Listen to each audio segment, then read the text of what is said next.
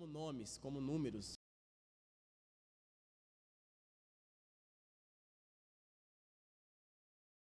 Que nós sejamos agentes, né? Clamando por cada uma delas. Só voltar aqui para nós iniciarmos. Eu não coloquei como pedido, não coloquei como agradecimento, mas eu agradeço pela minha sogra. Estava com um problema no coração, vai ter que, parece que, passar por uma cirurgia, mas que Deus possa estar também cuidando da vida dela. Todos os dias eu tenho orado. Nós vamos observar hoje uma passagem que está em Efésios. Embora seja o mesmo livro que nós falamos da última vez na escola dominical, será um outro tema. Efésios capítulo 4.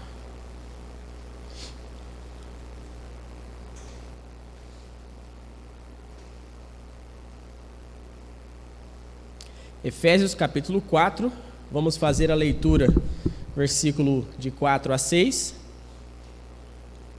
Então vamos orar mais uma vez. O tema de hoje é conservando a unidade na igreja. Efésios capítulo 4, versículo de 4 a 6, diz a palavra do nosso Deus. Há um só corpo e um só espírito, assim como a esperança para a qual vocês foram chamados é uma só. Há um só Senhor, uma só fé, um só batismo, um só Deus e Pai de todos, que é sobre todos, por meio de todos e em todos. Vamos orar? Ó Pai, obrigado mais uma vez por estarmos diante da Tua presença. Obrigado por esse dia maravilhoso que o Senhor proporcionou e está proporcionando a cada um de nós. Obrigado por podermos estar aqui reunidos em torno da Tua santa e bendita palavra. Clamamos ao Senhor que o Senhor fale conosco através dela, que esse breve momento de meditação seja proveitoso, que nós possamos colocar em prática tudo que o Senhor tem para nós, que nós possamos estar atentos aos Seus conselhos, atentos aos Seus princípios, e que sejamos obedientes, ó Pai, naquilo que depender de nós. Obrigado, ó Pai, por tudo. Clama ao Senhor. Ajude-nos, ó Pai, nesse momento. No santo nome de Jesus. Amém e amém. Hoje nós vamos estar falando sobre este tema, mantendo a unidade, conservando a unidade. A unidade na igreja. A unidade na igreja, através dos escritos de Paulo em Efésios, capítulo 4, versículo de 1 até o versículo de número 6.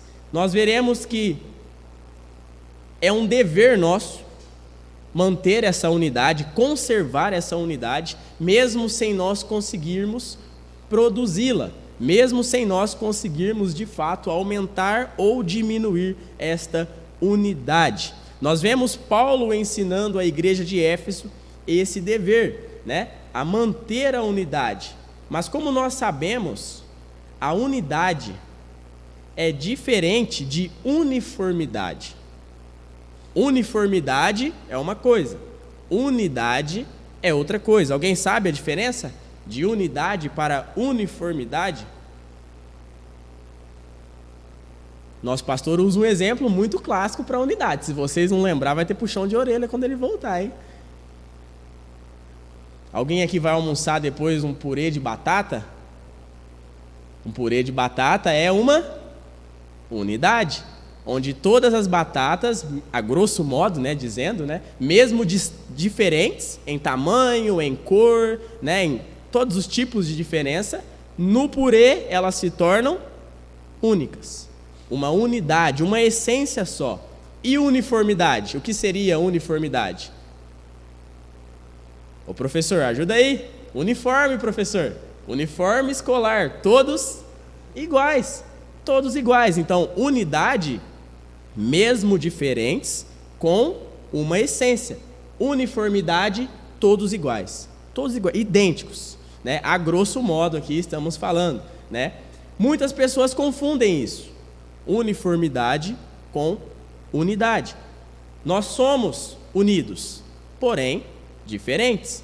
Deus, em sua infinita sabedoria, conhecedor de todas as coisas, Ele já sabia que seria impossível que nós fôssemos uniformes. É impossível. Existem pessoas que são altas e pessoas baixas, pessoas mais fortes, pessoas mais magras, pessoas mais claras, pessoas mais escuras. Deus fez assim. Deus fez assim. Esta multiforma e graça de Deus, né, de agir, de maneira, né, de criação que Deus fez, é o que nos torna únicos.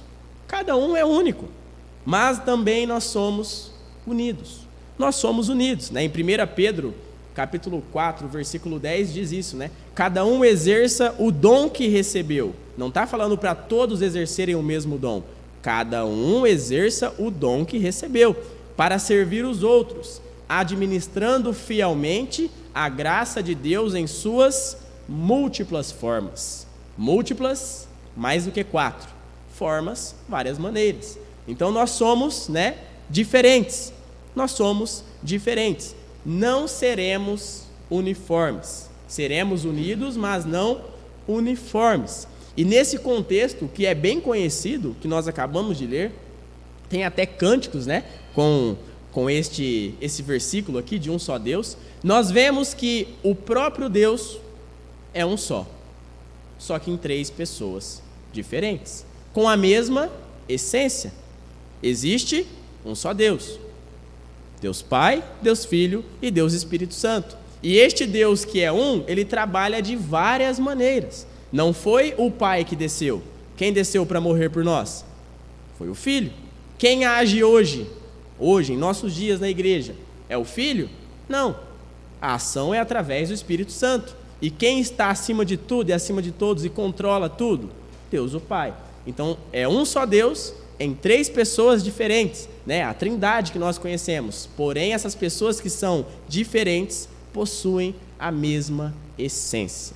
A mesma essência. Esta unidade que nós estamos falando, né, é quase isso, onde nós, mesmo diferentes, possuímos a mesma essência. Já pensou se todos ocupassem a mesma função? Já pensou se todos os pensamentos fossem iguais? Né? Paulo fala isso. Já pensou se todo o corpo fosse olho? Se todo o corpo fosse braço? Onde estaria o ouvido? Não tem como. Um corpo, ele é repleto de vários membros, cada um com a sua função. Mas já pensou se todo mundo fosse igual? Já pensou se todo mundo pensasse igual? Gostassem das mesmas coisas? Vestissem as mesmas roupas? É até engraçado, né? Quando você está num lugar, aqui na igreja a gente brinca, né? Antes era da Colombo, né? A camisa da Colombo, que vinha os 2 iguais, é a promoção que tinha lá e comprou e conciliou que veio igual. Mas já imaginou se todo mundo se vestisse igual? Fizessem tudo em uniformidade? Certamente que seria chato de se viver. Tudo igual, né? Parecendo muito estranho. Hoje no nosso texto nós vamos ver, nas palavras de Paulo, como manter a unidade, conservar essa unidade dentro da igreja, mesmo sendo diferentes. O contexto da carta de Efésios, né, ela foi escrita cerca de 60 depois de Cristo, enquanto Paulo estava preso. Paulo estava preso, possivelmente em Roma, e ele escreve a carta aos Efésios. A cidade de Éfeso, era uma cidade muito importante no oeste da Ásia Menor, porque ela possuía um porto que dava acesso ao mar através do rio Caister. Então era uma cidade portuária, como se fosse hoje, sei lá, Santos, Guarujá, onde muitas mercadorias vêm através desse lugar para poder chegar nos outros lugares do nosso país, né? O mar era o mar Egeu, e era uma importante rota comercial por conta disso, né? O local também era muito conhecido, porque tinha o templo da deusa romana Diana, a Ártemis, né? Na carta que Paulo escreve aos Efésios, nós podemos dividir os 3 primeiros capítulos em parte doutrinária. Tanto que se você começa a ler a carta de Efésios, logo no primeiro capítulo você vai ver já, né, a salvação por Deus, o Pai, a ação do Espírito Santo e do Filho. Ali, logo no primeiro capítulo, ele já entra já com essa gama de informação aqui extremamente doutrinária. Ele alivia no capítulo 2? Não. Capítulo 2 muito conhecido, Efésios 2, 8 e 9. Salvos pela graça mediante a fé. Não é de vocês, é um dom de Deus. Então, os 3 primeiros capítulos, Paulo está ali doutrinando a igreja. Agora, no capítulo 4 em diante, vem a parte prática. E se você observar, vai ver que realmente é extremamente prático. E aqui é o início, né, dessas informações práticas. O nosso versículo-chave de hoje é o versículo 3 do capítulo 4. Efésios, capítulo 4, versículo 3. Diz assim: façam todo o esforço para conservar a unidade do Espírito, pelo vínculo da paz. Esse é o nosso versículo-chave. E o versículo que eu peço que vocês memorizem, guardem durante essa semana. Façam todo o esforço para conservar a unidade do Espírito, pelo vínculo da paz. Uma das maiores acusações das outras religiões aos evangélicos, aos crentes, e quando eu digo evangélico, me entenda, né? Aquele que realmente crê, né, em Jesus Cristo, que é a palavra de Deus, não é coisas externas, né? Eles dizem que nós somos extremamente divididos. Até quando Jesus veio, falou, né? Ele faz isso por Beelzebu. Aí Jesus fala, mas um reino dividido ele não subsiste. Então, uma das maiores acusações das outras religiões a nós evangélicos é que nós somos divididos. Por quê? Quantas placas de igreja, quantas denominações, protestantes, pentecostais, conservadores, neopentecostais, e sem falar nas outras subdivisões que tem, né? Batista, assim, presbiteriano, assim, né? E aqui, assim. Então tem várias subdivisões. Então eles nos acusam disso. Entre vocês são divididos. Em certa parte, eles estão corretos, porque realmente há muita divisão nisso. Só que isso não demonstra que nós somos desunidos. Não demonstra. Embora, né, nós veremos aqui que existem alguns pilares, isso não demonstra. O fato de haver uma igreja com todas as placas iguais espalhadas pelo mundo também não significa que eles são unidos. Apenas é a mesma placa. Mas eles nos acusam disso. Então, em certa parte, estão certos, porque realmente existe essa divisão. Só que isso não significa que há unidade nessas igrejas. A unidade que Paulo está falando aqui, nós temos que separar as duas coisas agora. O que Paulo está falando aqui é a unidade do Espírito. Então, aguenta lá, unidade do Espírito. A unidade que eles falam é porque eles são iguais, entre aspas. Pensam iguais, se vestem iguais, as celebrações religiosas, né, para não falar nenhum específico aqui, são iguais, é sempre da mesma forma. Por quê? Existe uma pessoa pensante atrás de tudo isso. E ela ordena que seja dessa forma. E você não tem o direito de questionar. Você faz e fica calado. Simples assim, né? Mas Paulo deixa claro que essa unidade é a unidade do Espírito, não é a unidade de um homem, de um pensamento humano, né? Que muitos dizem que é até infalível esse homem, né? Talvez se nós saíssemos na cidade agora e juntassem todas as pessoas, vamos convocar todo mundo, pega lá o estádio da cidade, vamos convocar todo mundo e vamos fazer a divisão então para saber se realmente nós somos desunidos. E começassem a perguntar: olha, eu quero que fiquem aqui só os que verdadeiramente creem em Deus, um Deus trino, não somente Deus, um Deus trino, Pai, Filho e Espírito Santo. Eu quero que fique aqui agora só os que verdadeiramente creem na realidade do céu e inferno. Então vão saindo algumas pessoas lá, não sei como é que seria, né? Eu quero que fique aqui agora todos os que creem que vão ser salvos somente pela graça, mediante a fé. É um dom de Deus, não é por você, não é por observância de nenhuma lei.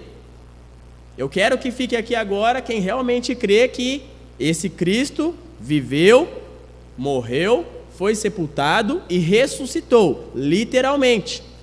Não espiritualmente, né, como alguns falam aí. Não, ele ressuscitou na mente de alguns. Não, literalmente ressuscitou. E eu quero que fique aqui aqueles que verdadeiramente que creem que esse mesmo Jesus que subiu, assim como os anjos disse, vai voltar e vai buscar o seu povo. Dos evangélicos, será que todos iriam se dispersar aí pelo caminho? Por quê? Aqui nós temos os pilares, nós temos as bases. Eles vão estar unidos. Ah, Fernando, mas e as divergências? Calma que nós vamos chegar. Mas o que é base, o que é central, nós temos o mesmo pensamento. Esta unidade vem do Espírito. São pilares bíblicos. Né? Aqui eu não coloquei, mas tem a Bíblia, né? Se alguém fala que a Bíblia é errante, que possui erro, também sai para lá. Então, a Bíblia ela é inerrante, vai ficar lá. Então, essas são as bases, né? E algumas outras mais. Né? Paulo se refere a esta unidade que é promovida pelo Espírito. Quando Pedro fala para Jesus, tu és o Cristo, o que Jesus fala? Não foi carne ou sangue que te revelou, mas foi o Espírito. Foi o Espírito. Se nós temos algo, se nós somos algo, se nós entendemos algo, não é por méritos nossos, é através do Espírito Santo. Nós não sabemos nem orar, é Ele que intercede por nós. Esta unidade, ela é criada por Deus. Paulo aqui nos está dizendo que esta unidade já existe. Ele está falando, criem uma unidade, façam uma unidade. Não. Olha o versículo chave aí. Façam todo o esforço para conservar, preservar esta unidade. Então ele já está pressupondo que essa unidade já existe. Ela não deve ser criada, mas deve ser conservada. Esta unidade criada por Deus é a unidade do Espírito Santo. E ela se refere ao povo escolhido. A igreja invisível, não a igreja só local. A igreja invisível, o povo que ele vai voltar, de todas as nações, tribos, povos e raças. É esta unidade que ele está falando, né? Façam todo o esforço para conservar essa unidade. Ela já existe, mas vocês devem fazer todo o esforço. Abre lá em João 17, versículo 20 e 21. Vamos entender um pouquinho mais dessa unidade. João 17, versículo 20 e 21.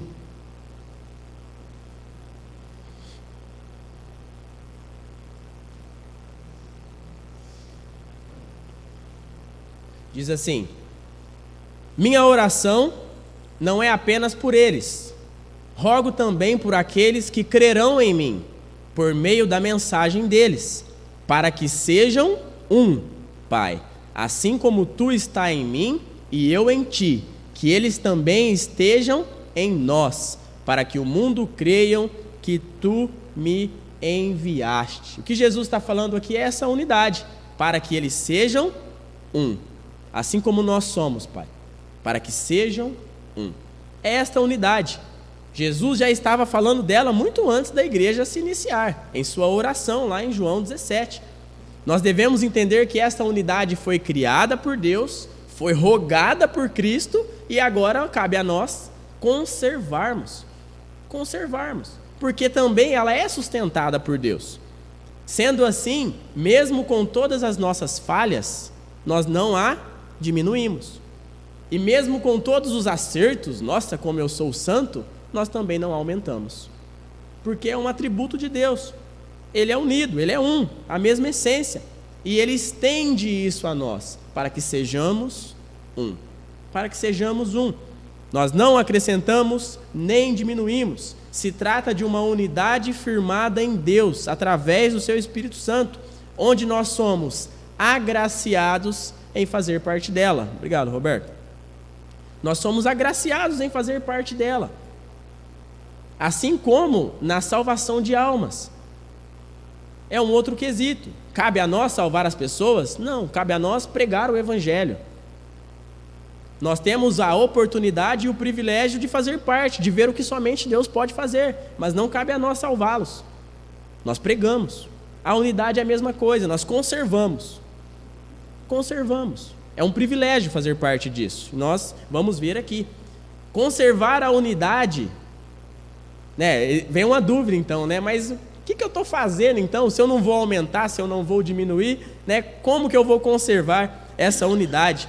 Conservar essa unidade significa praticar.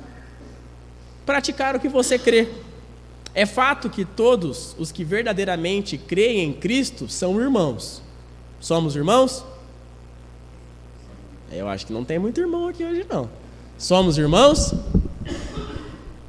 Vou ter que voltar para o exército lá, vocês gostaram, né? Somos irmãos, amém? Ah, porque eu estou ficando com medo, porque se a gente não é irmão, eu acho que se Jesus voltar, alguns vão ficar aí, hein?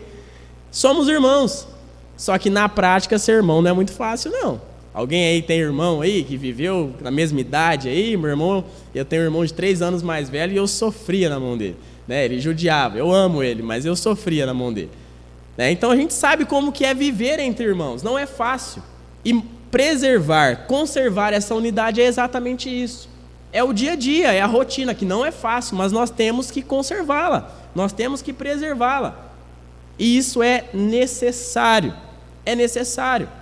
Esta unidade já existe, nós somos irmãos em Cristo, mas devemos expressar na prática esta unidade, no dia a dia, demonstrando a unidade diante do mundo. Quando Jesus fala, assim brilhe a sua luz, assim brilhe a luz não foi feita para colocar embaixo. O que ele está dizendo? Pratique, viva como um crente, demonstre. A luz ela é para brilhar. Não é aquele tesouro escondido que você, né, enterra talento lá. Não, o sal é para dar gosto, para dar sabor, para dar sede às pessoas. Então nós temos que fazer a diferença. E nós devemos entender o contexto aqui da escrita.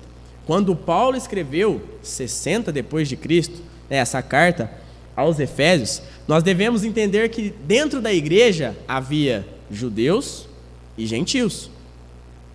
Judeus e gentios. Judeu fazia parte lá, Abraão, o povo que Deus escolheu. Então, vem a descendência judia. E o judeu, o gentil, é todo aquele que não é judeu. Hoje aqui tem algum judeu? Não, somos gentios. Mas naquela época existia. E imagine 60 depois de Cristo. As divergências que tinham. Por quê? O judeu que creu em Jesus, ele creu, mas ele ainda tinha o seu pé no judaísmo. Então ele guardava o sábado, ele não comia carne de porco, ele não, tocava em animais impuros, porque ele estava abandonando aquelas práticas. Muitas práticas, eu não vejo como um erro. Se a pessoa não quer comer a carne de porco, a gente respeita ela, mas ela está perdendo porque é bem gostoso, né? Mas a gente respeita, né? Desde que ela creia que isso não interfira na salvação, é apenas um gosto. Tem gente hoje que não come nem carne, que são os veganos. Eu não vou brigar com o vegano porque ele não come carne, é uma opção dele, né? Desde que não afete nada os princípios bíblicos, porque tem algumas opções também que vão afetar aí os princípios que nós temos. Mas, desde que isso não afete, a pessoa entenda que a salvação é pela graça, naqueles pilares que a gente falou, não tem problema. Só que o gentil, quando chegava lá no churrasquinho, ele levava a sua carne de porco. E o judeu já se escandalizava. E ali começava a divergência. Um exemplo que talvez seja clássico hoje nos nossos dias é se pode vir na igreja de bermuda ou não. É uma coisa relevante? A pessoa vem, você respeita. Quem não vem, você também respeita. É simples. Mas é uma coisa que os conservadores, meu Deus, você não apresenta diante de um juiz assim, né? Mas isso está interferindo em alguma coisa?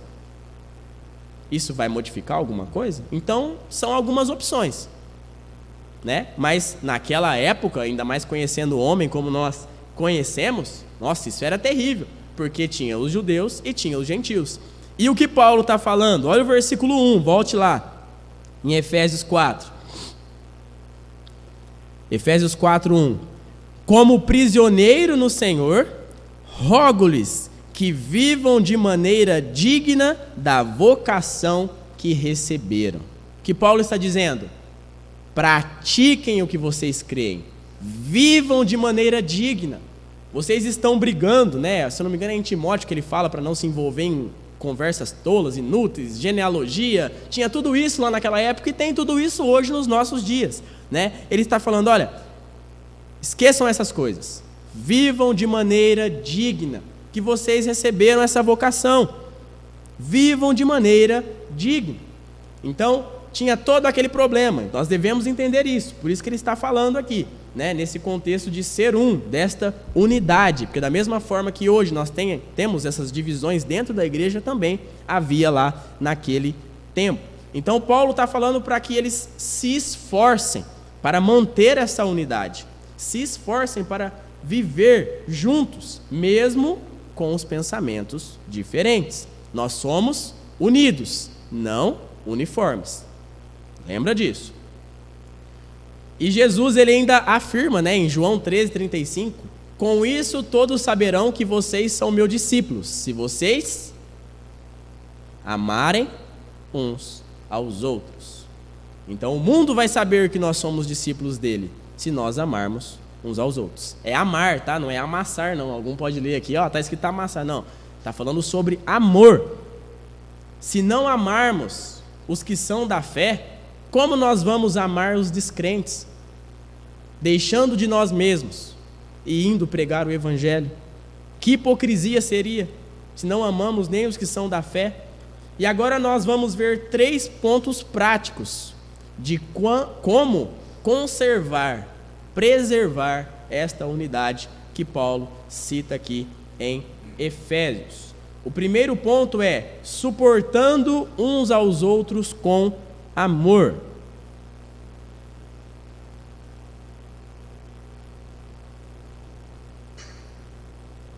Primeiro ponto é suportando uns aos outros com amor. O ponto-chave do versículo 2 é exatamente esse: suportando uns aos outros com amor. O que Paulo está nos dizendo aqui é que vai existir momento, e existiu momento lá nos dias em que foram escritas essas cartas, que seria quase que insuportável, por tamanha diferença de pensamentos.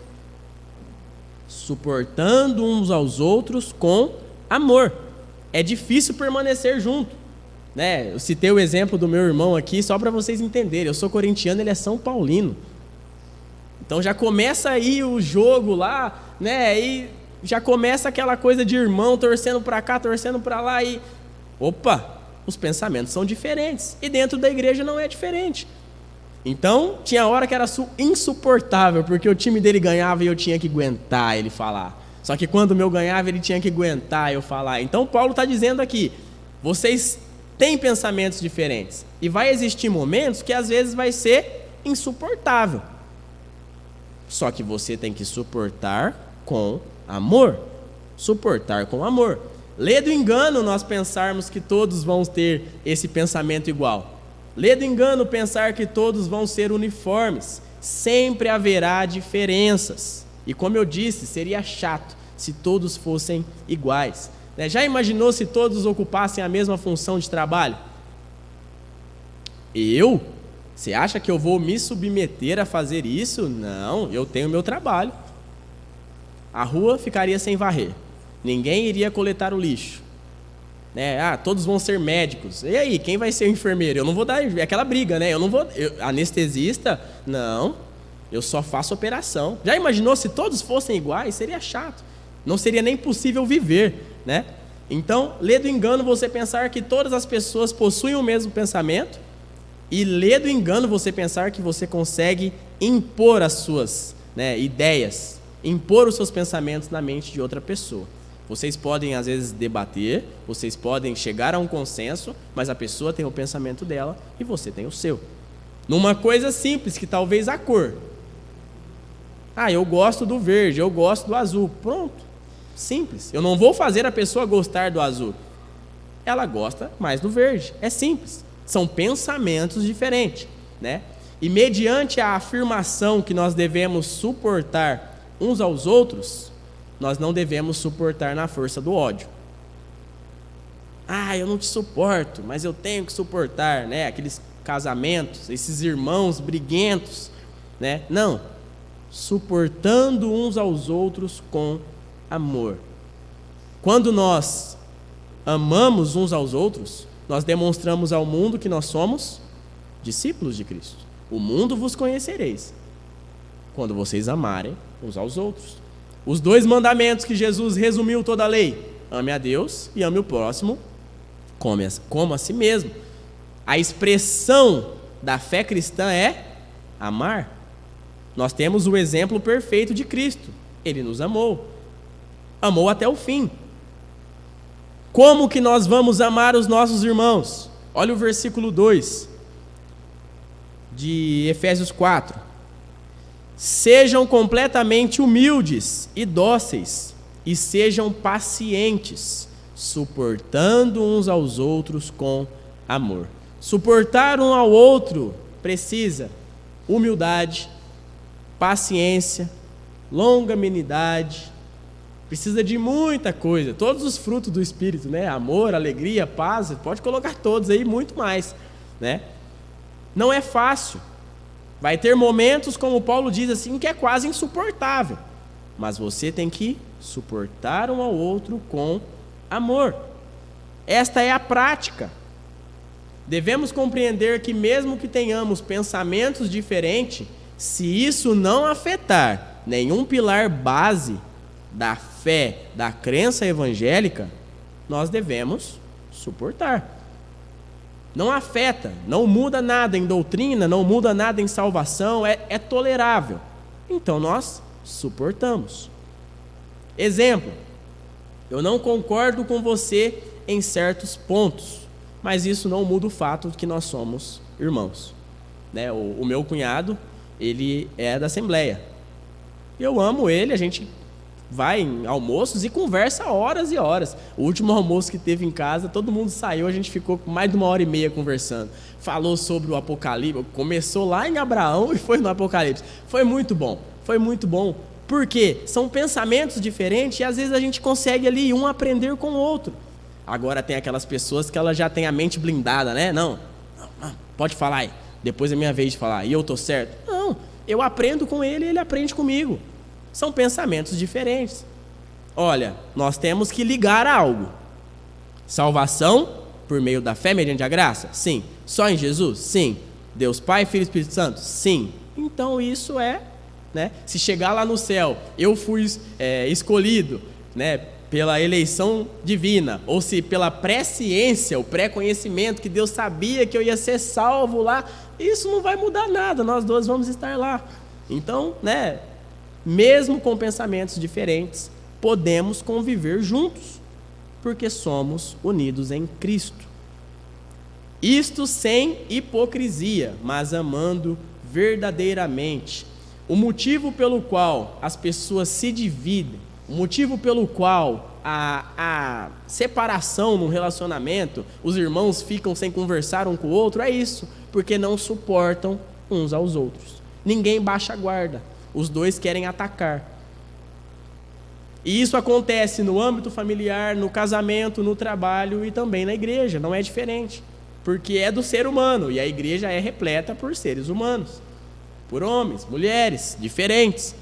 E em vez de aguentar, suportar, o que nós fazemos? Abandonamos o barco. É mais fácil. Em vez de seguir o caminho bíblico para a conservação desta unidade, nós pulamos fora. É mais fácil conservar essa unidade, meu Deus. Os filhos vão embora de casa, o marido deixa a esposa deixa o marido, abandona o serviço e estamos falando aqui, né? Embora há abusos, há violência, isso são outros assuntos, né? Aqui estamos falando sobre coisas mais leves, se assim a gente pode dizer, né? Não sou a favor de alguém que apanha, vai ficar lá, né? Então não me interpretem mal. Mas isso acontece, são pensamentos e a pessoa começa a brigar, a não suportar e ela abandona. É mais difícil conservar, realmente é difícil, mas nós devemos conservar. Por isso que Paulo fala, né? Façam todo o esforço. E como nós vamos conseguir? O segundo ponto, através do vínculo da paz. Nós devemos conservar essa unidade. preservar essa unidade pelo vínculo da paz. O que é um vínculo? Alguém sabe o que é um vínculo?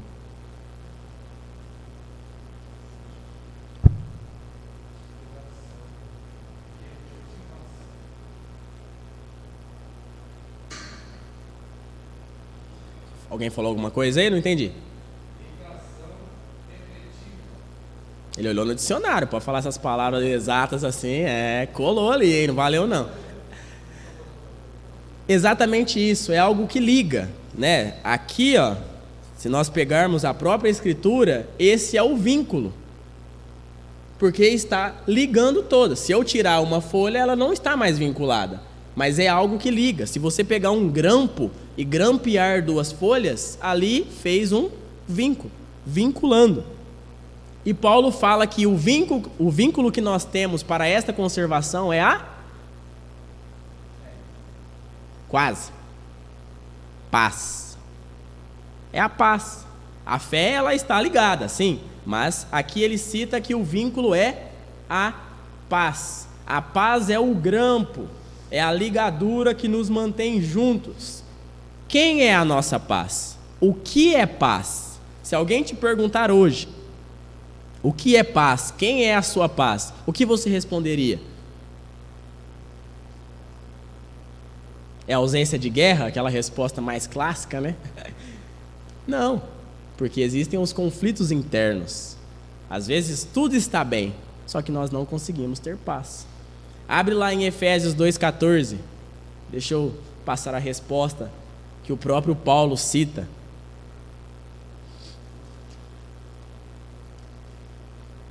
Alguém quer ler?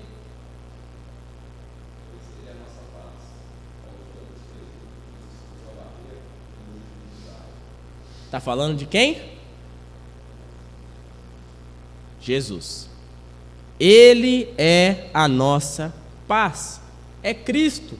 Nós somos ligados pelo vínculo de Cristo, pelo vínculo da paz, onde, como o próprio Paulo escreveu, é Ele que nos liga. É através dele que nós somos um, é através dele que nós fomos aceitos pelo Pai, é através dele que nós temos o privilégio de ser chamado de Filho de Deus. A nossa ligação que nós temos em comum é Cristo. Ele está nos ligando. Se tira Cristo, não tem vínculo. Se tira Cristo, não tem paz. Se tira Cristo, não tem irmãos. Não tem irmãos. Não tem. E mesmo diante dos pensamentos diferentes, ainda que tenha uns cabeça dura, né, que você tem que dar uns coques lá às vezes, né, quase insuportável, só que nós podemos ser unidos, porque nós temos Cristo em comum. Nós podemos ter paz com os demais irmãos, e nós devemos colocar em prática o amor, sendo humildes, sendo longânimos, sendo paciente, sendo dócil, né, como o próprio Paulo escreve. É difícil, mas é possível. Devemos compreender a diferença de um pensamento errado e uma heresia. Porque, como eu disse, existem pilares que nós não podemos negociar. Se o rapaz chega e fala, não, mas a Bíblia, ela fala umas coisas aqui que eu acho que não é inspirada, não. Então, você já, esse aí tem que ser tratado primeiro. A Bíblia, ela é inerrante, é a palavra de Deus. Se você põe em xeque algo dela, você põe em xeque toda ela. Ou você crê, ou você não crê. Ah, mas ela é parte inspirada. Não, é toda inspirada. Ah, mas será que Cristo realmente era o Filho de Deus? Será que não era um homem que recebeu o Espírito? Alto lá. E existem pensamentos que vão muito além disso, viu? Estou citando alguns exemplos aqui. Então, ultrapassou a linha, sinal vermelho e vai ser tratado. Então, nós devemos entender o que é um pensamento errado e o que é uma heresia, né? Eu vi um exemplo de um pastor que perguntaram a ele a respeito do dízimo, se era ordenância ou se era um princípio, né? Então, ou eu tenho que fazer obrigado ou é um princípio. Olha, você deve fazer, né? Mas é um princípio de aplicação, né? E ele falou, eu acredito que seja um princípio, não uma ordenança. E falaram que ele era até herege. Não, você é herege. Mas por quê? A pessoa que tem, ela tem na ideia que aquilo é uma ordem. Então isso é um pensamento errado. É um pensamento. Mas não é uma heresia. Pode ser ali uma divergência, mas não é uma heresia. Mais alguns exemplos aqui para entendermos. Batismo é por imersão ou aspersão? E aí? Ah lá, ele aprendeu ali imersão, mas ele aprendeu numa igreja batista. Os presbiterianos vão falar que é por... Quem está certo? Isso vai afetar alguma coisa? Nós somos ligados pela paz, que é Cristo. Isto é uma interpretação. É um pensamento que diverge, que não muda em nada, que pode ser por aspersão, que pode ser por imersão. Tanto que se você for numa igreja presbiteriana, não sei todas, não posso afirmar, você não vai ser rebatizado. E se alguém vem da presbiteriana para cá, ele não vai ser rebatizado, porque entendemos que, é da mesma forma. Mas vamos acrescentar um pouquinho mais agora, a outra classe de irmãos. Nós cremos que os dons foram cessados.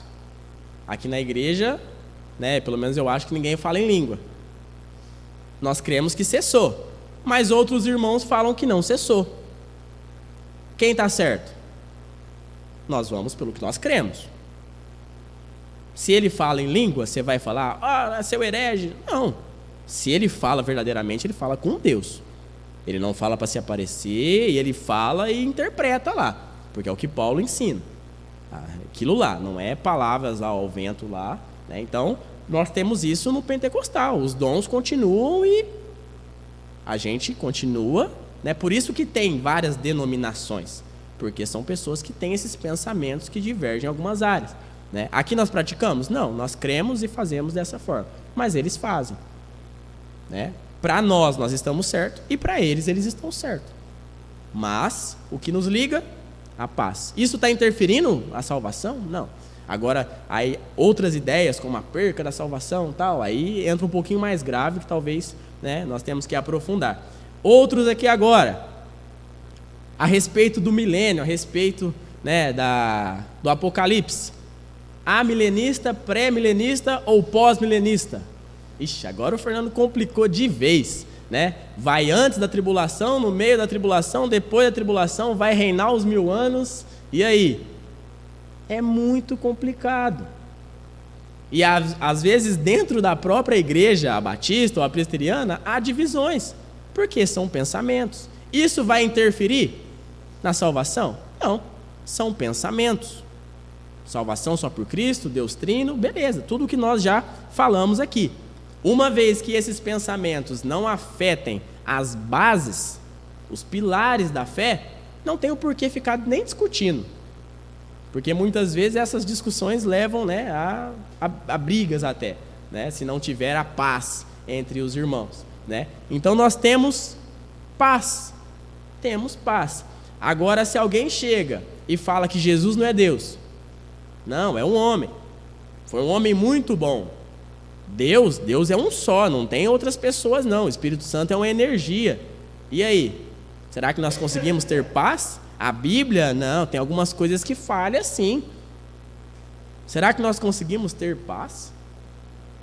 Certamente devemos tratar, amar, cuidar, mas não podemos chamar de irmãos. Então, heresia e pensamento diferente, são duas coisas distintas, desde que não afete os pilares. Só que temos que tomar cuidado, porque muita gente que é herege que fala que é só um pensamento errado, para tentar ali contornar isto que eles fazem. Nosso terceiro ponto, terceiro e último: façam todo o esforço para conservar esta unidade. Fazer todo o esforço. Nós não temos nenhuma garantia que vai ser fácil, nenhuma. Pelo contrário, nós sabemos que vai ser difícil. Só pelo exemplo de irmãos, já sabemos a diferença de pensamentos. Nem gêmeos que são idênticos possuem as mesmas características de pensamento. Como é que fala? Me fugiu o termo agora. Esqueci, mas caráter, né? São idênticos, mas não possuem o mesmo caráter. Às vezes uma pessoa distende a roubar, a matar, e outra pessoa conserva ali, né, a sua vida. Mas são idênticos. Então, não confunda, né? Não vai haver isso. Mesmo, né, sendo irmãos, mesmo sendo unidos por Cristo, teremos pensamentos diferentes. E não será fácil, ao ponto que haverá momentos que será insuportável, como Paulo diz, né? Por isso que nós devemos suportar, fazer todo o esforço possível. Talvez nós não temos entendido muito bem quando nós dissemos que essa unidade é do Espírito Santo, né? Que nós não agregamos e nem diminuímos. É difícil compreender isso, porque normalmente nós gostamos de fazer algo, até mesmo a respeito da salvação, né? Quando nós fazemos alguma coisa errada, fica aquele negócio, né? Complicado, estou mal com Deus, né? Eu tenho que fazer algo. E quando está bem, você, nossa, eu estou bem com Deus. E às vezes pelo contrário, às vezes quando você está lá na lama, você está mais próximo de Deus do que quando você estava tudo bem. Porque quando estava tudo bem, você já não estava orando, não estava lendo. Então nós temos esses pensamentos, mas Deus trabalha totalmente diferente. E esta unidade, mesmo que nós não acrescentamos e nem diminuímos, nós devemos conservar. Se nós começarmos agora a glorificar a Deus, né, cantar a Deus, vai mudar o tamanho da glória dele? Aumentar ou diminuir? Não. Mas nós devemos fazer. Nós devemos fazer. Então, são, né, atributos do nosso Deus. E esta unidade também é um atributo do nosso Deus. Nós somos agraciados em poder fazer parte dela. Simples assim. E é o que nós temos que fazer, colocar em prática. Colocar em prática. O versículo 1. Como prisioneiro no Senhor, eu rogo-lhes que vivam de maneira digna da vocação que vocês receberam. E será que nós estamos vivendo? Será que nós temos vivido assim? Será que nós realmente podemos conversar, estabelecer essa comunhão, essa unidade, essa paz entre irmãos? Né? Pense agora, os gentios e os judeus, num churrasco, né, o gentio deixando de levar a carne de porco em respeito ao seu irmão, e o judeu levando a carne de porco, entre aspas, né, pedindo para alguém levar, porque ele nem tocaria, mas em amor ao seu irmão.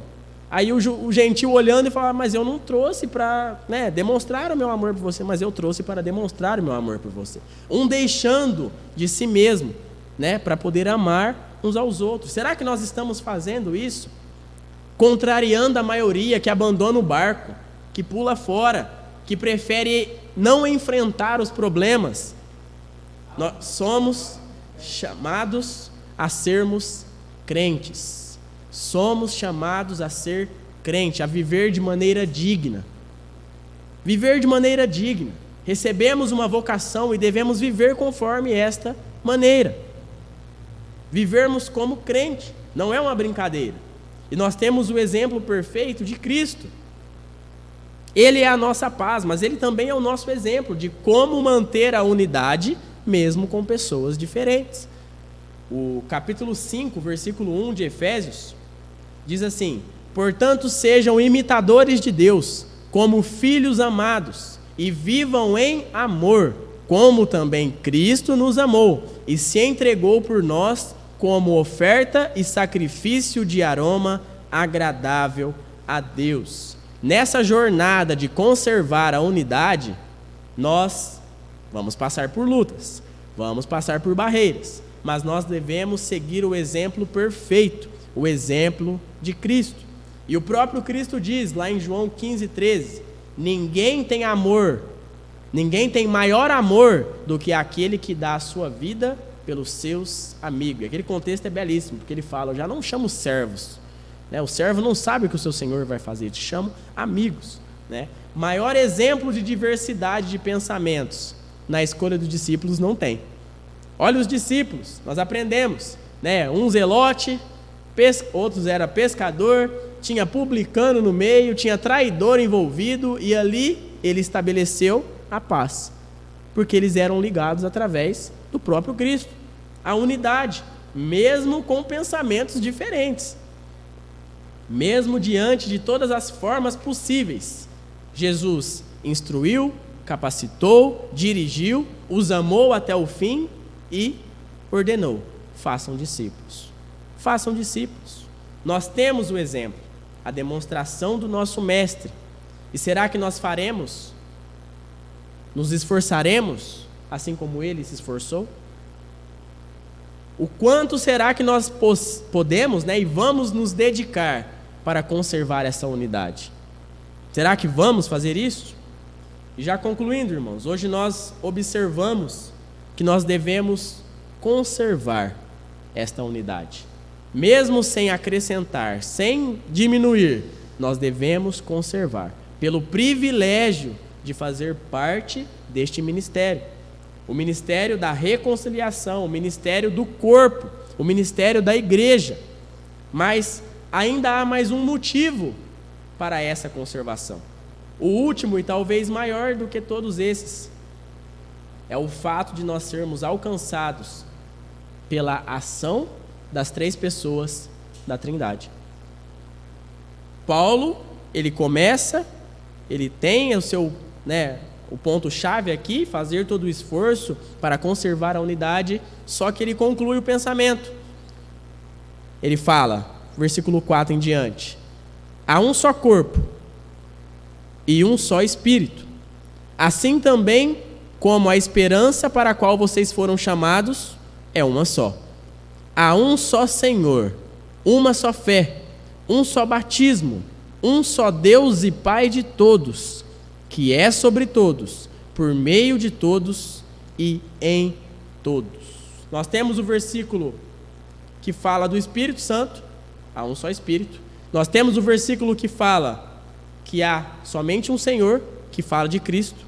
E nós temos o versículo que fala a respeito de Deus, o Pai.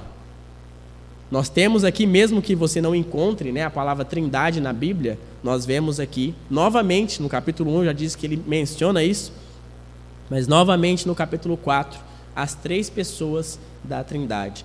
E nós somos alvos das 3 pessoas.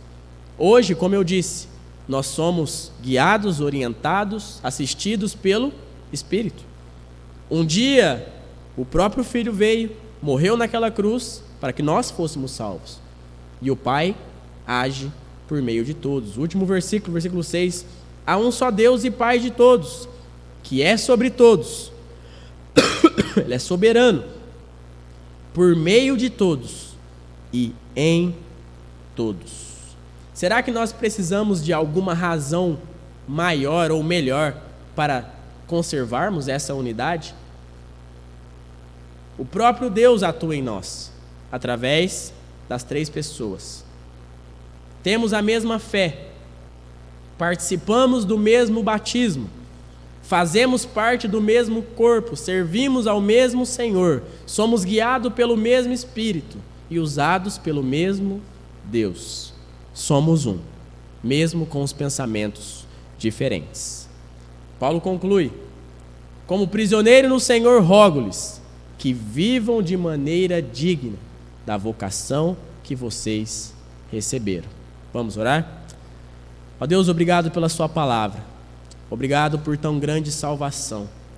Obrigado por tão grande consolo através do teu Espírito. E obrigado por tão grande poder, ó Pai. Esse poder que atua, opera em nós. Esse poder que alcança os perdidos. Esse poder que governa todo mundo. Ó Deus, obrigado por poder te chamar de Pai. Obrigado, ó Deus, por tudo que o Senhor fez, tem feito e ainda há de fazer. Obrigado pela sua palavra, que é luz, que é lâmpada, que ilumina os nossos caminhos. E obrigado por esta unidade, que é do Espírito. Que mesmo com todos os nossos erros, mesmo com todos os nossos acertos, não muda, Pai, pois é firmada no Senhor. Obrigado, ó Pai, porque se dependêssemos de nós, essa unidade talvez nem existisse mais. Obrigado porque é o Senhor que governa, que sonda todas as coisas. E obrigado por ter falado aos nossos corações em mais essa manhã. Ó Deus, eu te agradeço, peço que o Senhor nos ajude a conservar essa unidade, através do amor, através da humildade, através da paciência, através da longanimidade, através da busca da sua palavra, da meditação da sua palavra, manter a paz, estabelecer a paz entre irmãos. Essa paz é Jesus, ó Pai, que nós temos em comum. Te agradeço, ó Pai, e te louvo, no santo e bendito nome de Jesus. Amém e amém. Se nós estamos encerrados, a unidade e a comunhão faz parte do culto, né? Vamos acrescentar essa unidade.